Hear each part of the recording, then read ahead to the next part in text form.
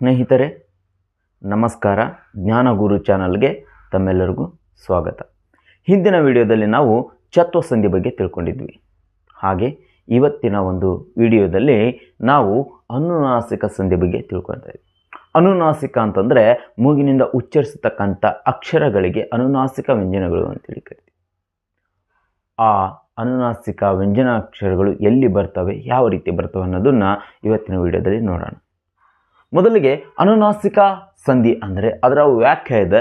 ಆ ವ್ಯಾಖ್ಯೆ ಏನಿದೆ ಅಂತ ನೋಡೋಣ. ಆದರೆ ವರ್ಗದ ಪ್ರಥಮ ವರ್ಣಗಳಿಗೆ, ವರ್ಗದ ಅಂತಂದರೆ ವರ್ಗ ಮಾಡಲು ಬರ್ತಕ್ಕಂಥ ವ್ಯಂಜನಾಕ್ಷರಗಳು. ಒಟ್ಟು 25 ಇದ್ದಾವಲ್ಲ ವರ್ಗ ಮಾಡ್ತಕ್ಕಂಥ ವ್ಯಂಜನಗಳು. ಆ 25 ಅಕ್ಷರಗಳಿಗೆ ವರ್ಗದ ಅಂದರೆ ವರ್ಗೀಯ ವ್ಯಂಜನದ ಪ್ರಥಮ ವರ್ಣಗಳಿಗೆ, ಮೊದಲನೇ ಅಕ್ಷರಗಳಿಗೆ ಯಾವ ಅನುನಾಸಿಕ ಅಕ್ಷರ ಪರವಾದರೂ, ಯಾವುದಾದ್ರೂ ಪರವಾಗ್ಬೋದು.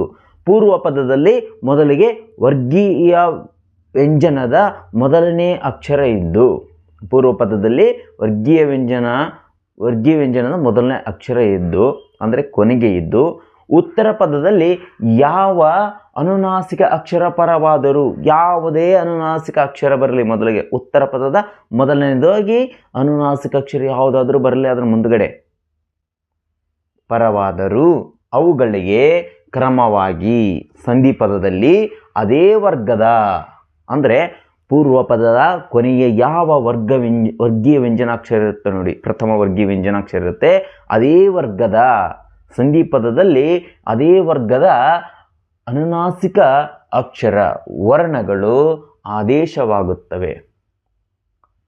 ಇದು ನಿಮಗೆ ಅರ್ಥ ಆಯ್ತು ಅಂತ ಭಾವಿಸ್ತೀನಿ. ವ್ಯಾಖ್ಯೆ ಏನದಂತಂದರೆ ವರ್ಗದ ಪ್ರಥಮ ವರ್ಣಗಳಿಗೆ ಯಾವ ಅನುನಾಸಿಕ ಅಕ್ಷರ ಪರವಾದರೂ, ಉತ್ತರ ಪದದಲ್ಲಿ ಬಂದರೂ ಅವುಗಳಿಗೆ ಕ್ರಮವಾಗಿ ಅದೇ ವರ್ಗದ ಅಂದರೆ ಇಲ್ಲಿ ಪ್ರಥಮ ವರ್ಗದ ವರ್ಣ ಇದೆಯಲ್ಲ, ವರ್ಗದ ಪ್ರಥಮ ವರ್ಣ ಇದೆಯಲ್ಲ, ಇದೇ ವರ್ಗದ ಅನುನಾಸಿಕ ವರ್ಣಗಳು ಸಂಧಿ ಪದದಲ್ಲಿ ಆದೇಶವಾಗಿ ಬರ್ತಕ್ಕಂಥದ್ದನ್ನು ನಾವು ಅನುನಾಸಿಕ ಸಂಧಿ ಅಂತೇಳಿ ಕರಿತೀವಿ. ಇಲ್ಲಿ ನಿಮಗೆ ಕೊಟ್ಟಿದ್ದೀನಿ ನೋಡಿ, ಇಲ್ಲಿ ಸರಳವಾಗಿ ಅರ್ಥ ಆಗುತ್ತೆ. ಇಲ್ಲಿ ಕ ಇದೆ ಅಂದರೆ ಪೂರ್ವ ಪದದ ಕೊನೆಯ ಅಕ್ಷರ ವರ್ಗೀಯ ವ್ಯಂಜನದ ಪ್ರಥಮ ವರ್ಣ, ವರ್ಗೀಯ ವ್ಯಂಜನದ ಪ್ರಥಮ ವರ್ಣ ಕ ಇದೆ. ಸಂಧಿ ಪದದಲ್ಲಿ ಈ ಕ ಬದಲಿಗೆ ಇದೇ ವರ್ಗದ ಅನುನಾಸಿಕ ಅಕ್ಷರ ಞ ಬರತಕ್ಕಂಥದ್ದು, ಞ ಬರುತ್ತೆ. ಹಾಗೆ ವರ್ಗದ ಪ್ರಥಮ ವರ್ಣ ಆಗಿರ್ತಕ್ಕಂಥ ಚ ಪೂರ್ವ ಪದದಲ್ಲಿ ಕೊನೆಗೆ ಬಂದರೆ ಸಂಧಿ ಪದದಲ್ಲಿ ಇದೇ ವರ್ಗದ ಅನುನಾಸಿಕ ಅಕ್ಷರ ಸಂಧಿ ಪದದಲ್ಲಿ ಬರ್ತಕ್ಕಂಥದ್ದು. ಅದೇ ರೀತಿ ಟ ಬಂದರೆ ಇದೇ ವರ್ಗದ ಅನುನಾಸಿಕ ಅಕ್ಷರ ಸಂಧಿ ಪದದಲ್ಲಿ ಬರ್ತಕ್ಕಂಥದ್ದು. ತ ವರ್ಗ ಬಂದಿದೆ ಅಂದರೆ ತ ಬಂದಿದೆ ವರ್ಗದ ಪ್ರಥಮ ವರ್ಣ ಆಗಿರಬೇಕು. ಆ ಪ್ರಥಮ ವರ್ಣ ಬಂದು ಸಂಧಿ ಪದದಲ್ಲಿ ಈ ಪ್ರಥಮ ವರ್ಣದ ಇದೇ ವರ್ಗದ ಕೊನೆಯ ಅನುನಾಸಿಕ ಅಕ್ಷರ ಬರ್ತಕ್ಕಂಥದ್ದು ಸಂಧಿ ಪದದಲ್ಲಿ. ಹಾಗಿದ್ದಾಗ ಮಾತ್ರ ಈ ಅನುನಾಸಿಕ ಸಂಧಿ ಆಗುತ್ತೆ. ಇಲ್ಲಿ ಕೆಲವೊಂದು ಉದಾಹರಣೆಗಳಿವೆ ನೋಡಿ. ಇದು ಪೂರ್ವ ಪದ, ಇದು ಉತ್ತರ ಪದ, ಇದನ್ನ ಸಂಧಿ ಪದ ಅಂತೇಳಿ ಕರಿತೀವಿ. ಈ ಪೂರ್ವ ಪದದಲ್ಲಿ ವರ್ಗದ ಪ್ರಥಮ ವರ್ಣ, ವರ್ಗ ಮಾಡಲು ಬರತಕ್ಕಂಥ ಪ್ರಥಮ ವರ್ಣ, ಪ್ರಥಮ ಅಂದರೆ ಮೊದಲನೇ ಅಕ್ಷರ ಕ ಬಂದಿದೆ. ಉತ್ತರ ಪದದಲ್ಲಿ ಯಾವುದೇ ಅನುನಾಸಿಕ ಅಕ್ಷರ ಬರಲಿ, ಮ ಆದರೂ ಬರಬಹುದು, ನ ಆದರೂ ಬರಬಹುದು, ನ ಆದರೂ ಬರಬಹುದು, ನ ಆದರೂ ಬರಬಹುದು, ಯಾವುದಾದರೂ ಬರಲಿ.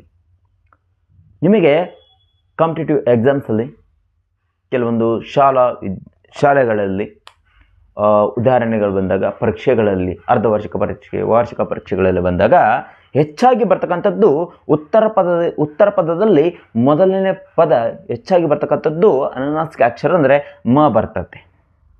ಈ ಮ ಬರತಕ್ಕಂಥದ್ದನ್ನು ಇಲ್ಲಿ ಪೂರ್ವ ಪದದಲ್ಲಿ ಕೊನೆಯ ಅಕ್ಷರ ಕ ಇದೆ, ವ್ಯಂಜನಾಕ್ಷರ ಕ ಇದೆ. ಉತ್ತರ ಪದದಲ್ಲಿ ಅನುನಾಸಿಕ ಅಕ್ಷರ ಮ ಬಂದಿದೆ. ಸಂಧಿ ಪದದಲ್ಲಿ ಇದೇ ವರ್ಗದ ಅನುನಾಸಿಕ ಅಕ್ಷರ ಬರ್ತಕ್ಕಂಥದ್ದು, ಇದೇ ವರ್ಗದ ಅನುನಾಸಿಕ ಅಕ್ಷರ ಬರ್ತಕ್ಕಂಥದ್ದು. ಈ ಕ ಬದಲಿಗೆ ಇದೇ ವರ್ಗದ ಅನುನಾಸಿಕ ಅಕ್ಷರ ಬರ್ತಕ್ಕಂಥದ್ದನ್ನು ಅನುನಾಸಿಕ ಸಂಧಿ ಅಂತೇಳಿ ಕರಿತೀವಿ. ಹಾಗೆ ಷಟ್ ಪ್ಲಸ್ ಮಾಸ ಷಣ್ಮಾಸ. ನಮಗೆ ಅನುನಾಸಿಕ ಸಂಧಿಯಲ್ಲಿ ಇಲ್ಲಿ ಯಾವುದಾದ್ರೂ ಅನುನಾಸಿಕ ಅಕ್ಷರ ಬರುತ್ತೆ, ಆದರೆ ಪೂರ್ವ ಪದದಲ್ಲಿ ಕೊನೆಗೆ ಯಾವ ಅಕ್ಷರ ಇರುತ್ತೆ, ಪ್ರಥಮ ವರ್ಣ ಯಾವುದು ಇರುತ್ತೆ, ಸಂಧಿ ಪದದಲ್ಲಿ ಇದೇ ವರ್ಗದ ಕೊನೆಯ ಅನುನಾಸಿಕ ಅಕ್ಷರನೇ ಬರಬೇಕು. ಹಾಗಿದ್ದಾಗ ಮಾತ್ರ ಅದು ಅನುನಾಸಿಕ ಸಂಧಿ. ಹಾಗೆ ತ ಇದೆ, ಸತ್ ಪ್ಲಸ್ ಮಾರ್ಗ ಸನ್ಮಾರ್ಗ. ನೋಡಿ, ಇಲ್ಲಿ ತ ಇದೆ, ಇಲ್ಲಿ ಇದೇ ವರ್ಗದ ಅಂದರೆ ತ ವರ್ಗದ ಅನುನಾಸಿಕ ಅಕ್ಷರ ನ ಬಂದಿದೆ. ಇದು ನಿಮಗೆ ಅರ್ಥ ಆಯ್ತು ಅಂತೇಳಿ ಭಾವಿಸ್ತೀನಿ. ಹೀಗೆ ಅನೇಕ ರೀತಿಯ ಉದಾಹರಣೆಗಳು ಅನುನಾಸಿಕ ಸಂಧಿಗೆ ಸಿಗ್ತವೆ. ಕಾಂಪಿಟೇಟಿವ್ ಎಕ್ಸಾಮ್ಸಲ್ಲಿ 10ನೇ ತರಗತಿಯಲ್ಲಿ ಬೋರ್ಡ್ ಎಕ್ಸಾಮ್ಸ್ ಬರುತ್ತೆ.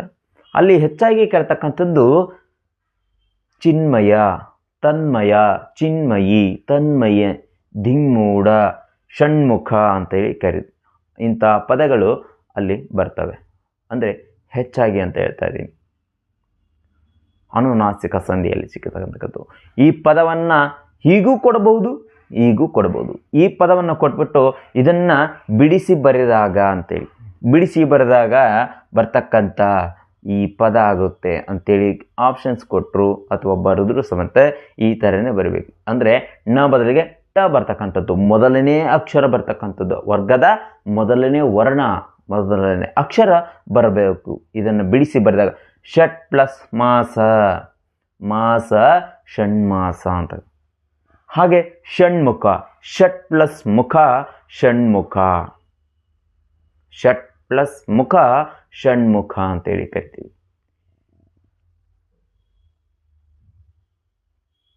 ಚಿನ್ಮಯ, ಚಿತ್ ಪ್ಲಸ್ ಮಯ ಚಿನ್ಮಯ. ತನ್ಮಯಿ, ತತ್ ಪ್ಲಸ್ ಮಯಿ ತನ್ಮಯಿ. ಹೀಗೆ ಅನೇಕ ಉದಾಹರಣೆಗಳು ನಮಗೆ ಅನುನಾಸಿಕ ಸಂಧಿಯಲ್ಲಿ ಸಿಗುತ್ತವೆ. ಆ ಅನುನಾಸಿಕ ಸಂಧಿಗೆ ನಾವು ಇನ್ನೂ ಹೆಚ್ಚಿನ ಕೆಲವೊಂದು ಉದಾಹರಣೆಗಳನ್ನು ನೋಡಿದರೆ ನಮಗೆ ಇನ್ನೂ ಸರಳವಾಗಿ ಅರ್ಥ ಆಗುತ್ತೆ. ನೋಡೋಣ ಅವು ಯಾವುವು, ಇನ್ನೂ ಅನುನಾಸಿಕ ಅಕ್ಷರಗಳಿಗೆ ಇನ್ನೂ ಹೆಚ್ಚಿನ ಉದಾಹರಣೆಗಳು ಯಾವುವು ಅಂತೇಳಿ ನೋಡೋಣ. ಚಿತ್ ಪ್ಲಸ್ ಮಯ ಚಿನ್ಮಯ. ನೋಡಿ, ಇಲ್ಲಿ ತ ಇದೆ, ಪೂರ್ವ ಪದದಲ್ಲೇ ಕೊನೆಯ ಅಕ್ಷರ ವರ್ಗದ ಪ್ರಥಮ ವರ್ಣ ಆಗಿರ್ತಕ್ಕಂಥ ತ ಬಂದಿದೆ. ಉತ್ತರ ಪದದಲ್ಲಿ ಯಾವುದಾದ್ರೂ ಅನುನಾಸಿಕ ಅಕ್ಷರ ಬರಬಹುದು, ಆದರೆ ಹೆಚ್ಚಾಗಿ ಮ ಬಳಕೆ ಆಗಿದೆ. ಮಗಳೇ ಜಾಸ್ತಿ ಬರ್ತವೆ ಅನುನಾಸಿಕ ಸಂಧಿಯಲ್ಲಿ. ಉತ್ತರ ಪದದ ಮೊದಲಿಗೆ ಮ ಸ್ವರ, ಮ ಅನುನಾಸಿಕ ಅಕ್ಷರನೇ ಬರುತ್ತೆ. ಆದರೆ ನಮಗೆ ಪ್ರಮುಖವಾಗಿ ಬೇಕಾಗಿರುವುದು ಪೂರ್ವ ಪದದ ಕೊನೆಯ ಅಕ್ಷರ. ಅನುನಾಸಿಕ ಸಂಧಿಯಲ್ಲಿ ಈ ಅಕ್ಷರ ಬೇಕಾಗುತ್ತೆ.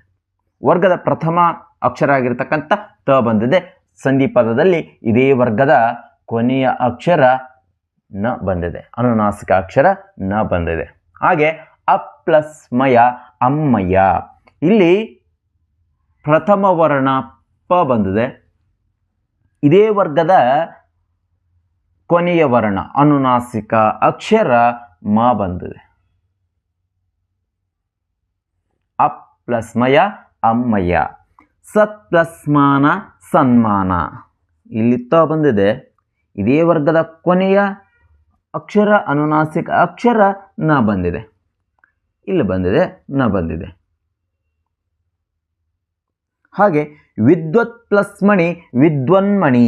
ಇಲ್ಲಿ ತ ಬಂದಿದೆ, ಹಾಗೆ ಇದೇ ವರ್ಗದ ಕೊನೆಯ ಅಕ್ಷರ ಅನುನಾಸಿಕ ಅಕ್ಷರ ನ ಬಂದಿದೆ. ಇಲ್ಲಿ ನೀವೊಂದು ಅರ್ಥ ಮಾಡ್ಕೋಬೇಕು, ತ ಮುಂದುಗಡೆ ಅನುಸ್ವರ ಬಂದಿದೆ.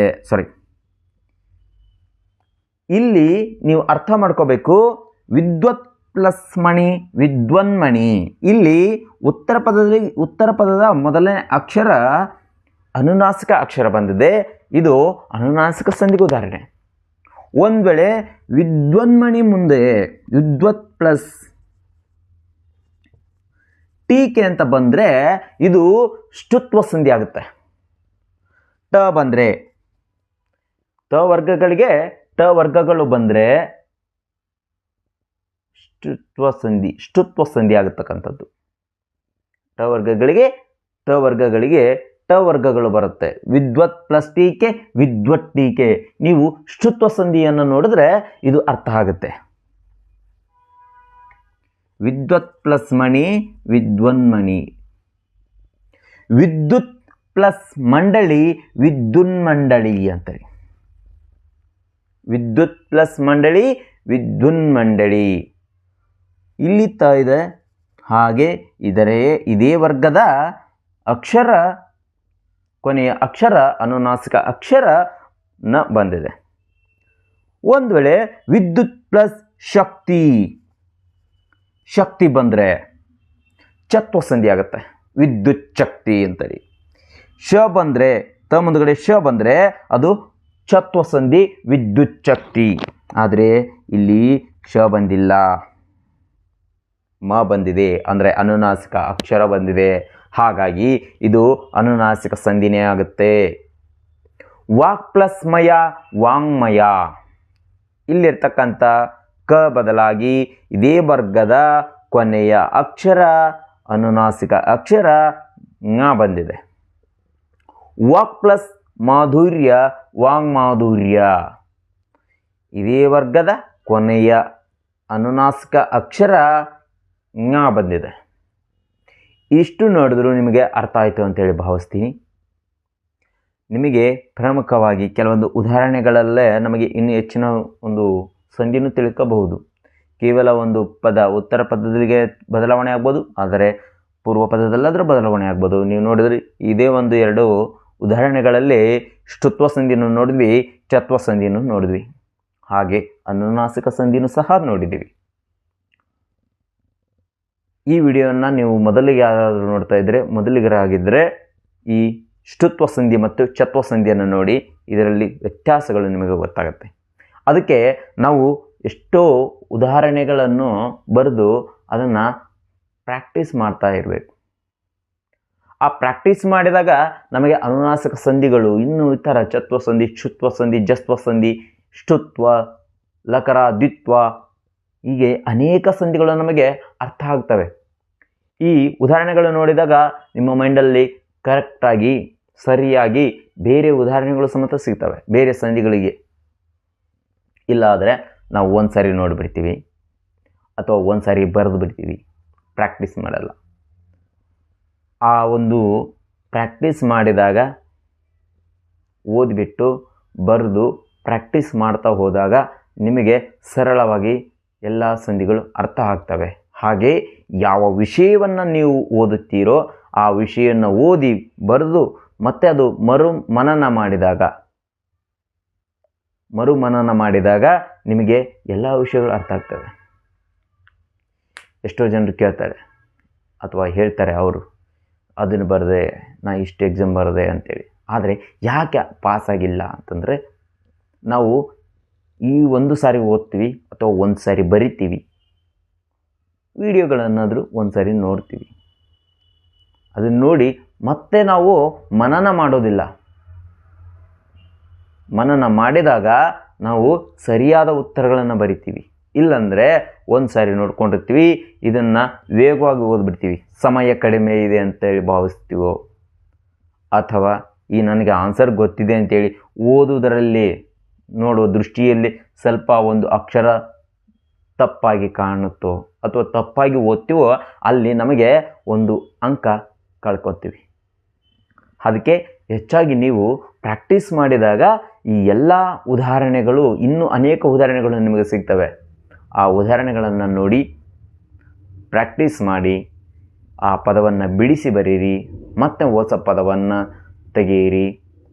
ಒಂದು ಪದ ಕೊಟ್ಟರೆ ಅದನ್ನು ಬಿಡಿಸಿ ಬರೀರಿ, ಬಿಡಿಸಿರ್ತಕ್ಕಂಥ ಪದವನ್ನು ಮತ್ತೆ ಕೂಡಿ ಟ್ರೈ ಮಾಡಿ, ಆ ಸಂಧಿ ಪದ ಮಾಡಿ. ಹಾಗಿದ್ದಾಗ ಮಾತ್ರ ನಿಮಗೆಲ್ಲ ಸಂಧಿಗಳು ಸಂಪೂರ್ಣವಾಗಿ ಅರ್ಥ ಆಗುತ್ತೆ ಅಂತೇಳಿ ಹೇಳೋಕ್ಕೆ ಇಷ್ಟಪಡ್ತೀನಿ. ಧನ್ಯವಾದಗಳು.